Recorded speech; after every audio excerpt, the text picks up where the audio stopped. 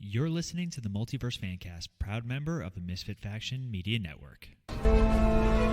All right then, on with the show.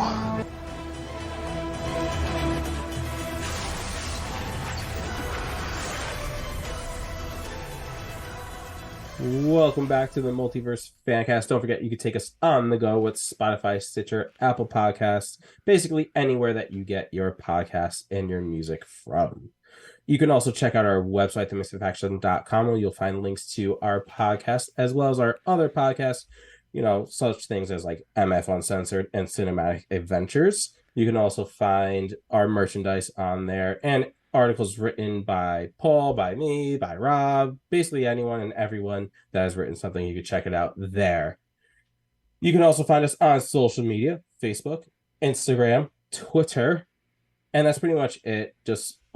We also have the TikTok. Just check the Misfit Faction or Multiverse Fancast, and you will find us on there.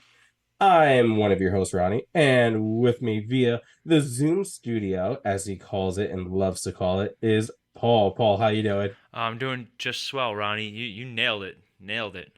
I know. This is the first time in a while I've actually had to open the show and host, just because things are a little bit easier for Paul to do it when we do it via Zoom, because he has all the editing stuff and all that good jazz and fun stuff there. What does that have to do with talking? What does that have to do? You're because still talking. You can see how things are going to make sure everything's going okay. This way, I don't go off in tangents and we're here for 7 hours instead of our usual 45 minutes or so. 45 minutes is pushing it for tonight. I'm going to tell you 30 minutes. 30-minute tight episode. Sorry, guys. But this is kind of slow season in a way, so there's not really too much news. We're pretty much done for the most part with Gen V and with Loki's seasons. Both of those seasons are kind of coming to a close in the next week or two by the time of recording. So there's not too much news, too much things happening. But we do have, in about a week or so, a little over a week from recording, we have the new Marvel movie coming out. What's it called? It is called the Marvels. No, what's it called? I know it's a Marvel movie. The Marvels. It's called the Marvels. You keep saying Marvels. It's just the Marvels. It's Marvels. That's the way they say it. That's a character in the concept. Yes. Get out of here. So it's the Marvels because that's their name. It's supposed to be their name. I really wanted to Who's on First this, but unfortunately it lit on fire on the way out of the gate. There was no salvaging that one. No. Yeah. But yeah, so what we're going to do is we're going to kind of talk about, because we never really did an episode on the Captain Marvel film. We're just going to touch on that real quick. We'll talk about the TV show again, which we did do a review of, so make sure you check that out. And then we'll talk about kind of some new interesting characters that will be kind of popping up in this, other than kind of your two big ones, that we've been introduced to already in depth, I should say, because we've been introduced to the other two as well. But so we'll start things off talking about the 2019 Captain Marvel movie. So yeah, as you heard, Paul's not the biggest fan of Captain Marvel. The movie is fine. It's just her. I don't have a problem with her either. I actually like Brie Larson. I really do. Yeah. I just think they Supermaned her very quickly and then couldn't figure out what to do with her. And we'll talk about Endgame after we talk about the actual Captain Marvel movie, but just it was just nothing reinvented the wheel of that story. Yeah, they came out the gates swinging big time with her. We kind of get her where she's already had these powers, and it's basically she's got these powers, but she doesn't know how to control them. It's kind of what we see, kind of in the beginning kind of portion of the movie, and kind of really throughout the movie, but mainly in the beginning and the first act, where she doesn't know how to take it easy when she's supposed to. She doesn't know how to control certain things. But yeah, I mean, this movie it's a solid movie. It's a good movie. Pretty much all of your Marvel MCU movies, you have that look to it, the same look, but the visuals are all on point. And it kind of leaves you wanting more, especially for a movie that I didn't want any more. No. No, I was good. So the thing Well, about I didn't mean like wanting more in a good way, like almost like in a bad way, like it makes you want to have more, not necessarily like more in a good, you know. so unfortunately, Avengers Infinity War had already come out when Yes. this movie was released. Same with Ant-Man and the Wasp. Mhm. Both those movies were in between, and Captain Marvel was the lead into Avengers Endgame. Mhm. So you get Captain Marvel, and it's just a straight up origin story. They do play around with some of the tropes, as Ronnie mentioned. When the movie starts off, she's fully powered for the most part. She's powered, and Yeah. she thinks she's a Kree soldier, and they call her Veers. That's her name, Yeah. Veers, and it starts off fine enough. Like I really like what's his name, Jude Law. I like Jude Law. I like him to Yes. begin with, but even though he's a terrible human being, like in real life, like Hmm.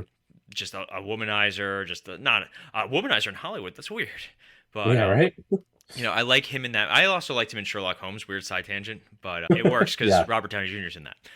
Yeah. But it starts off with him and her, like he's her commanding officer, and he's constantly telling her, "You got to hold back. You're not supposed to rely on your powers." Blah blah blah, and it's a fine movie, and I do enjoy the juxtaposition of showing her failing over and over again in Mhm. the flashbacks, and then finally it wasn't about the failure, it was about standing up after you fail.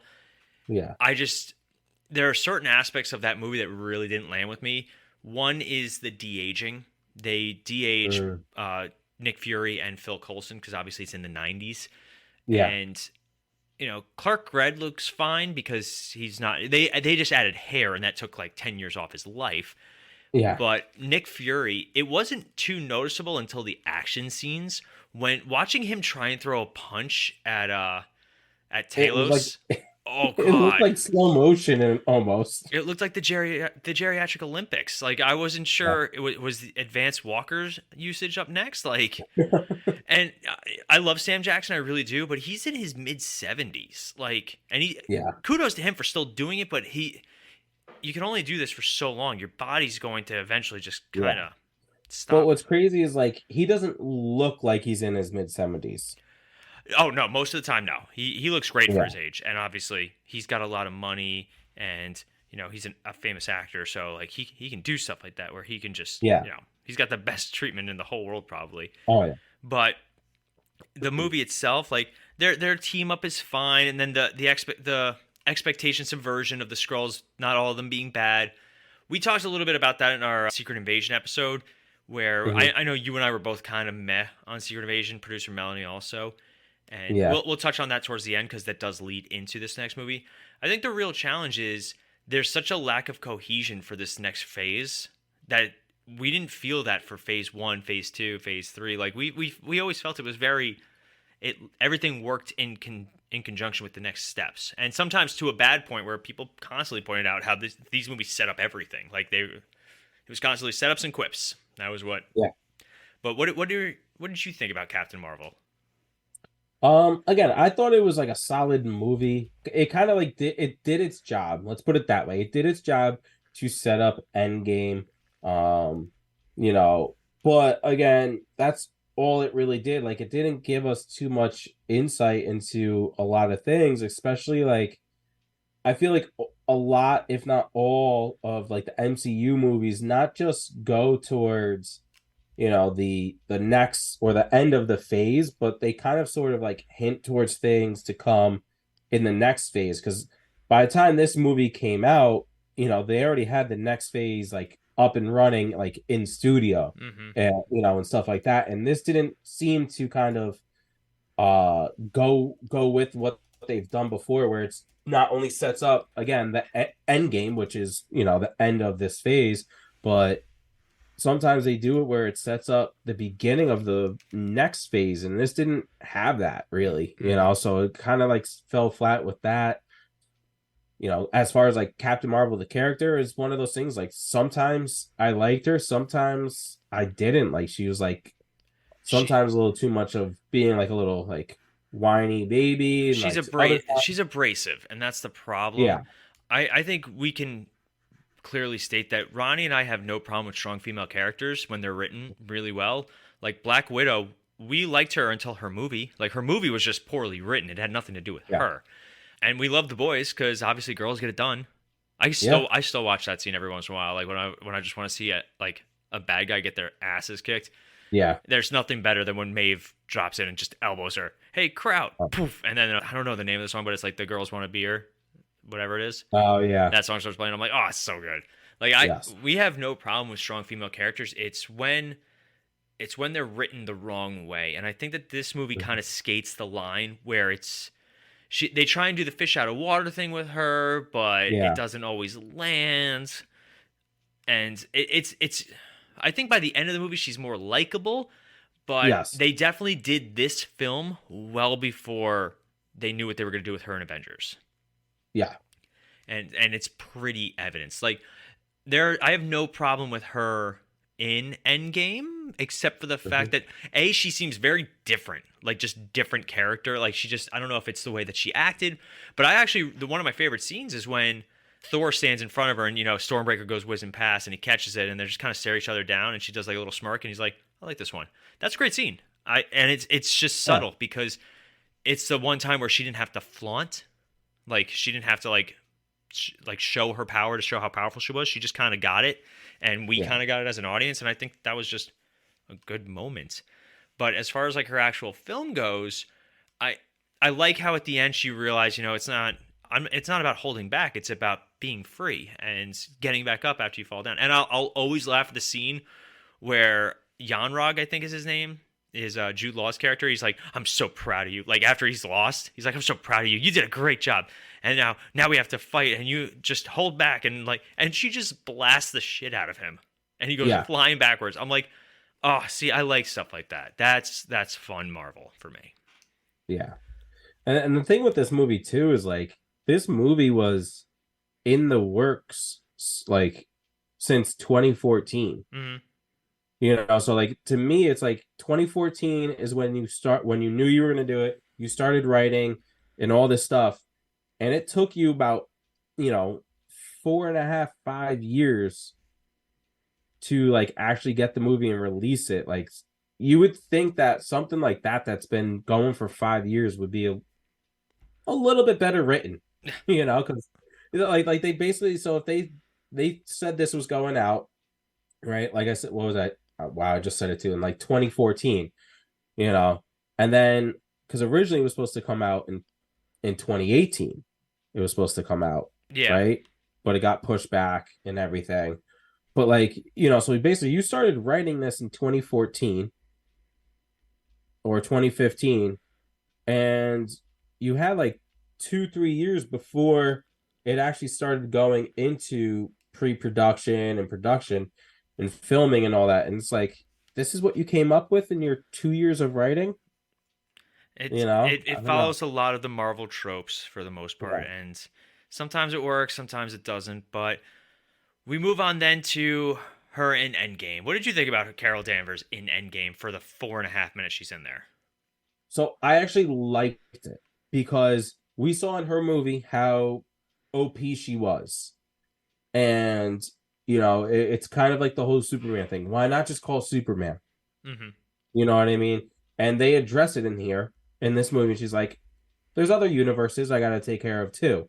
So it was nice to see like, hey, it's not just her coming in because, we see in Endgame, she's really the only one that can stand toe to toe with Thanos. So I'll argue though that peak Thor would have done better. Obviously he's not in prime fighting condition. Yeah. I'm curious. I know that was also a big fan debate who would win, Thor or Captain Marvel. I honestly think Thor could have it at his peak, but that's the problem. Like, we're never going to get peak Thor again. Yeah. I mean, we kind of did in Thor Love and Thunder, but that movie's just not good. Ugh, yeah. But again, I think it was a nice step up from what we saw in her own movie. Again, even though it was only for, like you said, only a couple minutes. Like she wasn't really in that movie that much. But when she was, she just seemed a lot better. She seemed better. Like the writing was better for her. She looked better in this. Yeah. Like everything about it, which is crazy to think that, she's only in it for like, we say 4.5 minutes. Don't know the exact time. Like 10, 12, but yeah. I will always say, as much as I like the A Team, like the girls get it done scene, Yeah. It was very forced and did not feel natural. Yeah. Like you watch the boys who not they parody it too, but at the same time they do it better, and that's like that's the joke.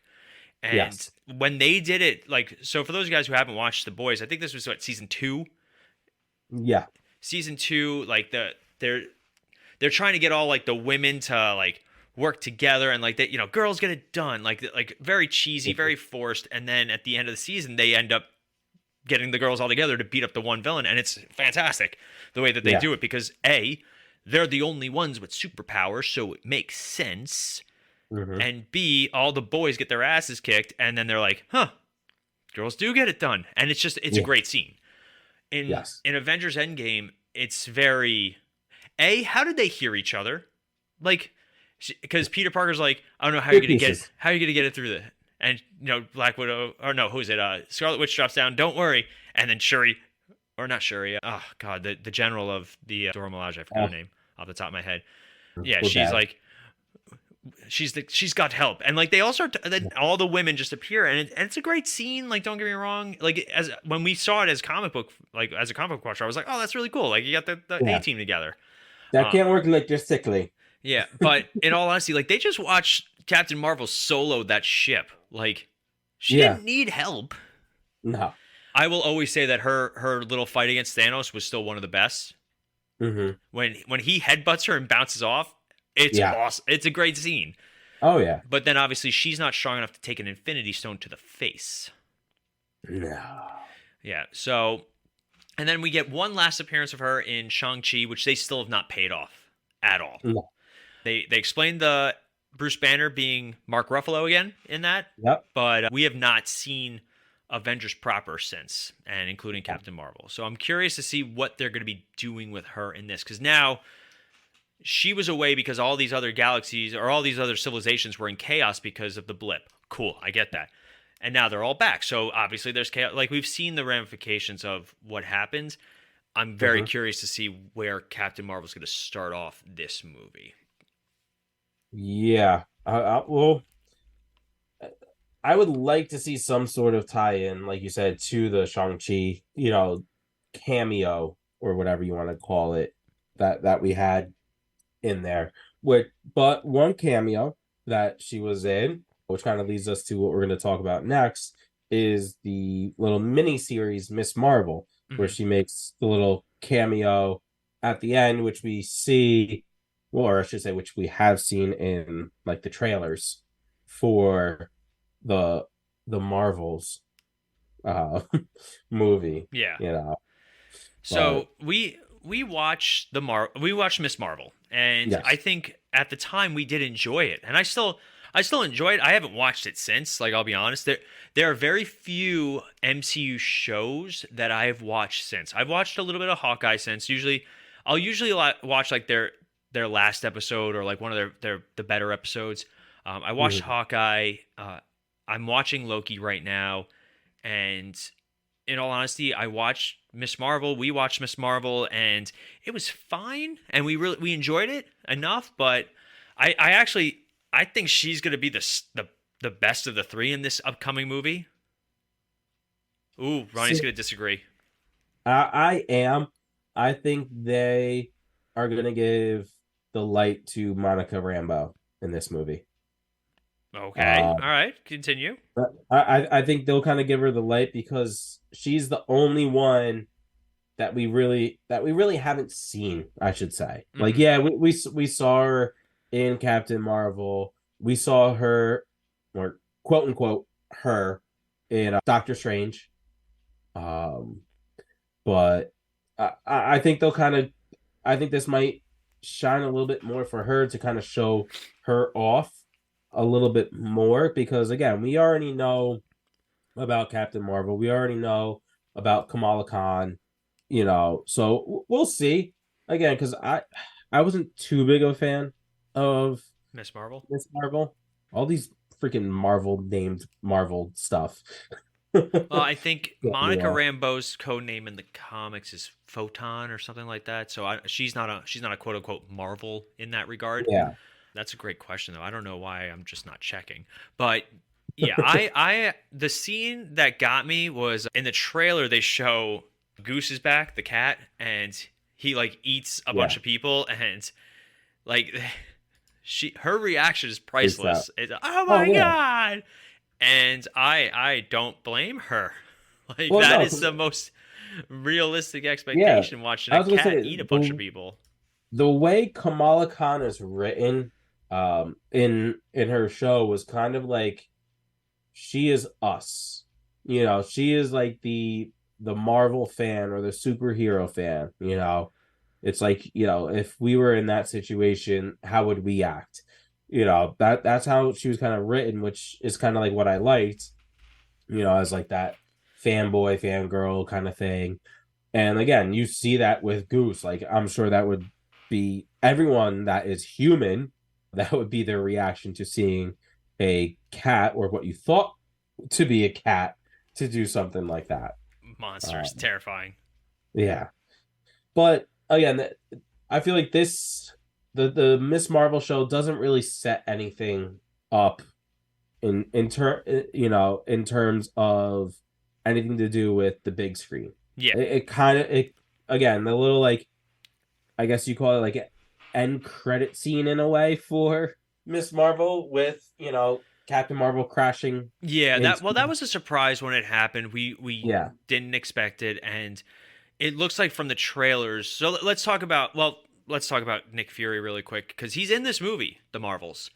Yes, I'm over Sam Jackson and Nick Fury. Like, Secret Invasion was just not good. Yeah, there is a lot of Marvel fatigue happening right now, and it's funny because like all these shows that are coming out, had they come out like during Phase 1, we would have eaten it up, like just been all about it. Loki's still really good, and I think it benefits from not being so entwined. But at the same time, all of this stuff feels so separate. It doesn't feel like the MCU anymore. Yeah, I can't tell you the last time there was really any true connection. Like, yeah, you know, you had Doctor Strange talk about multiverses. You had, and like, you could argue that and Spider-Man No Way Home. Yeah, and like those two, you can see how they kind of intertwined with each other, but then they were so separate from everything else. I mean, could it possibly be that the Monica Rambeau of Doctor Strange is this Monica Rambeau that we have in the Marvels movie? Possibly, and then that's how you tie it in. But like you said, like Loki has really nothing to do other than, my God, I keep wanting to say Voldemort. What does he go as? He who remains.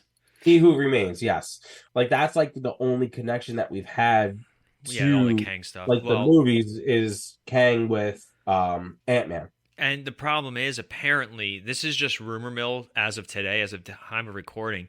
There are rumors that Marvel's going to pivot away from Kang because of all the stuff happening with Jonathan Majors, which is a shame. I do like Jonathan Majors, I really do, but and also I'm a very big fan of innocent until proven guilty, but unfortunately in our world nowadays, you are guilty until proven innocent, and even still, like, it stays with you.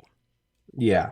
That's not to say I don't know too much about what's going on with him. I know, you know, it's funny. He's only 2 years younger than me. What am I doing with my life? But you know what? He looks older than you. I know, right? But yeah, so like he lost roles, and now there are rumors that they're going to pivot away from him and make Doctor Doom the primary antagonist. That is such a big mistake to make. It depends. Doctor Doom is probably one of the best villains that Marvel Comics has. They just have not been able to translate him well to the big screen. Well, no. That part I agree with. It's just the part of, you already released the name of your phases, and one of the phases has Kang in it. You know what I mean? Like, so now you're gonna have to rename a phase. You're gonna have to rename like movies. Like how are you going to explain this all? Yeah, because Kang is otherworldly. You know what I mean? While Doctor Doom is quote unquote beneath him. So you know what I mean? Like you can't say, oh, Doctor Doom created Kang. You know what I mean? Like, so it would be interesting to see what they do.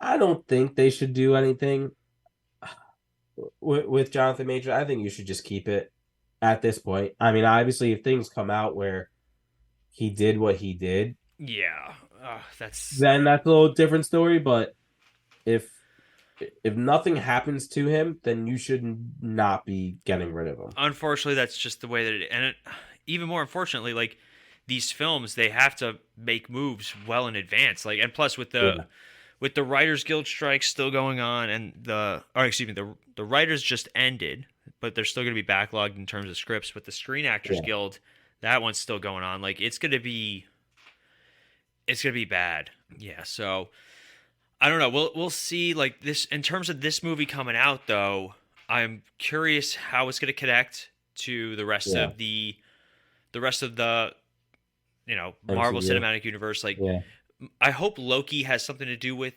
whatever happens in here, because basically it looks like Monica Rambeau's on some sort of space mission, and she entangles with an energy that basically connects her, Kamala Khan, and Carol Danvers, and so every time one of them uses their powers, they switch. Yes. The first clip got released, and it does show that happening, but not right away. Like, they're able to use their powers in some, like, a little bit, and then they switch. So it's almost like they can't tell when it's going to happen. I think that's much more fun for the plot, and also you're going to have your cool team-up moments, which I'm excited for. I hope Kamala Khan kind of softens Carol Danvers a little bit, because she's very one-note, monotone. Like, and I think that's also the problem I have with the character. She's very, this is my tone, and this is how I talk, and that's it. So it's just, I don't know.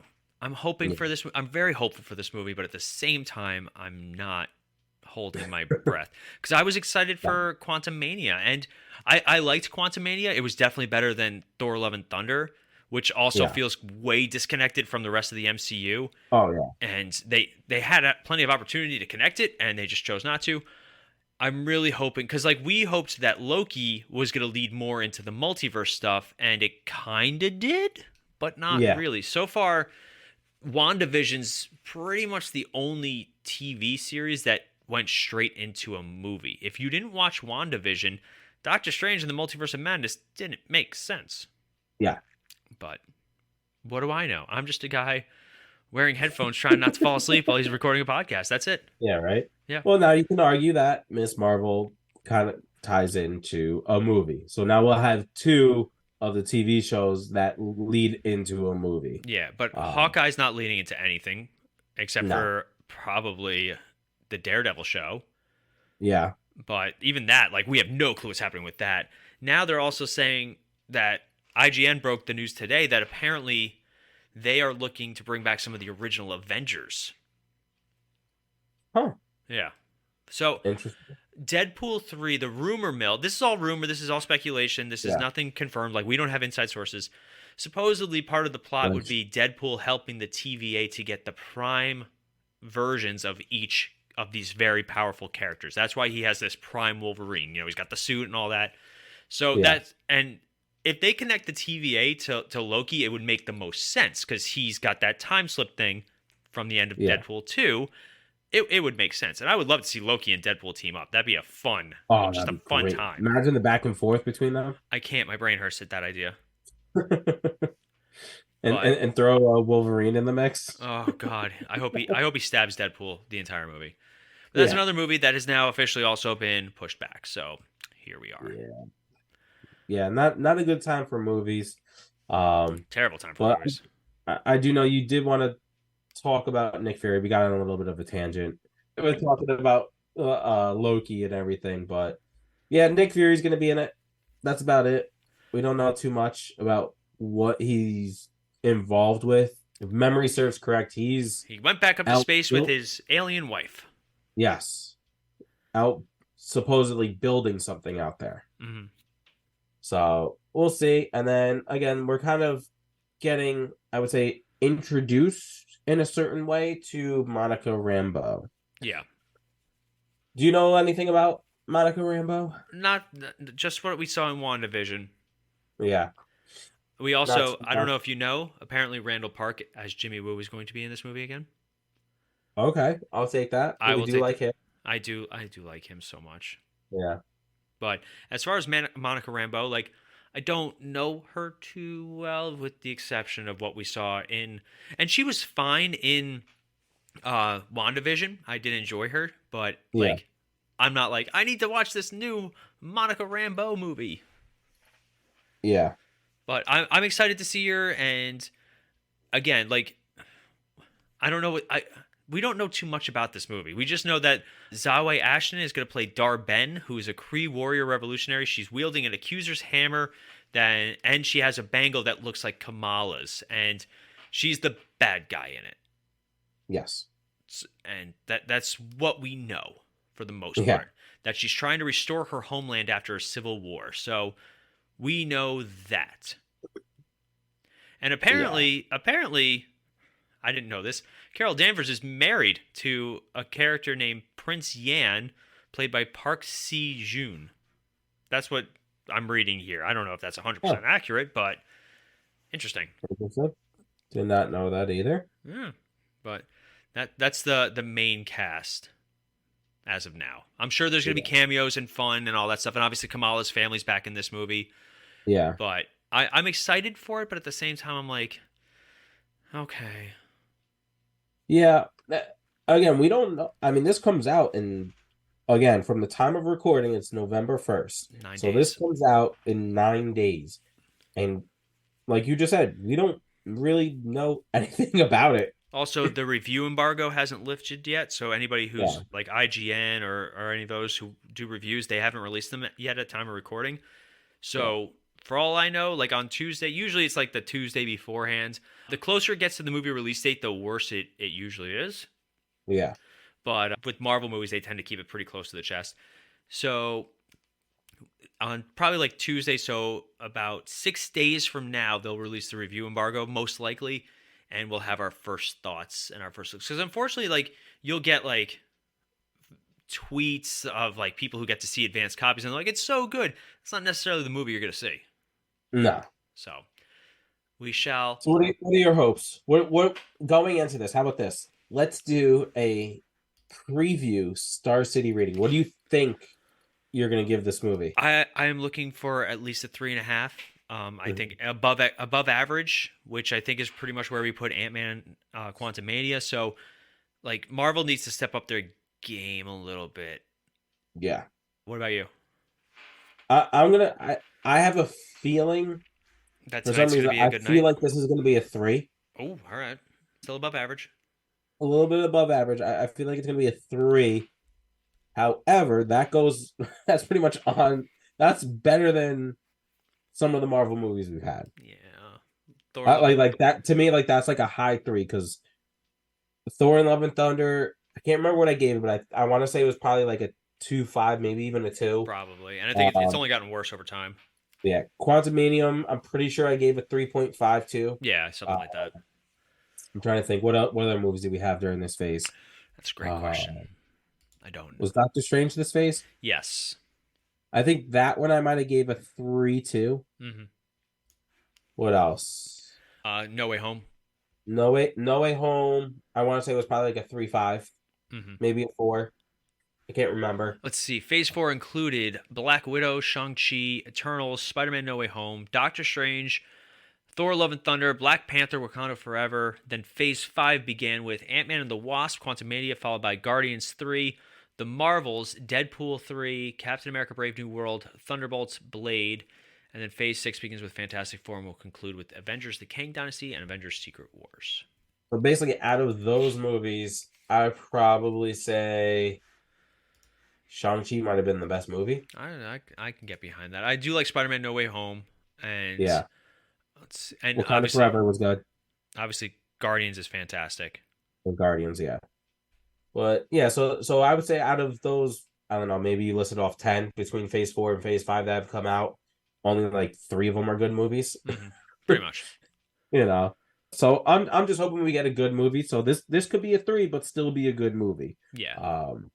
You know, that's all I'm hoping for is around that 3 or higher for this movie. But I have this feeling it's gonna be a 3. I wouldn't even be surprised if it ends up being like a 2.5. Yeah. The way Marvel's been going, you know, which is unfortunate for them. But I think that's going to wrap us up for the evening. Don't forget, you could take us on the go with Spotify, Apple Podcasts, Stitcher, Podbean, basically anywhere that you get your music and your podcast from. Don't forget to check out our social media, Facebook, Instagram, TikTok. Just look up the Misfit Faction or Multiverse Fancast, and you'll be able to find us. And make sure you check out the website to look at any of our articles, look up some of our swagger, and obviously for the podcast as well, you can find right on there on our website, themisfitfaction.com. Well, this was fun, sir. This was a good time. We should do it again one time. Yeah, maybe we'll suddenly get back to a regular schedule. Right now, it sucks. And we apologize to all you guys. I know we did cinematic adventures today, too, and I apologize there because it's been a rough month and a half. Yeah, this time's always kind of rough for us because I officiate football, so there goes Friday nights and kind of the weekends, and then I know this is the big time for Paul's job and overtime for him too. So I'm tired, but hopefully anyway. soon we'll kind of be able to get back into our routine again. But Maybe. As always, We'll see. I'm Paul. What was that? I said I'm Paul. No, stop it! Don't do that. I'll do it. I'll do it. As always, I'm Paul. I'm Ronnie. And we'll be back in a flash. See ya.